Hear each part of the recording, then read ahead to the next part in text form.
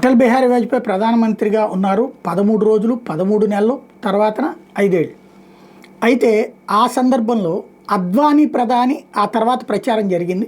కానీ ఆయన్ని పెట్టుకుని 2009లో ముందుకెళ్తే దెబ్బతిన్నటువంటి పరిస్థితి ఉంది. అయితే వాజ్పేయి టైంలోనే అసలైతే భారతీయ జనతా పార్టీ భావించింది కానీ, ఆర్ఎస్ఎస్ భావించింది కానీ నరేంద్ర మోడీని ప్రధాని చేయటం.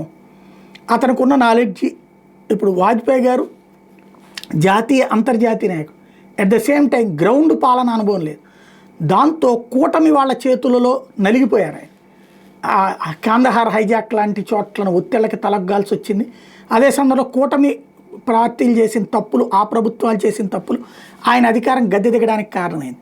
అదే నరేంద్ర మోడీ కూటములను ఎలా ఫేస్ చేయాలి, ఇద్దరి మధ్య వివాదాలు వచ్చినప్పుడు ఎలా పరిష్కరించాలి, ఎలా స్ట్రాటజీకి వెళ్ళాలి అన్న దాంట్లో సిద్ధవస్తుడు.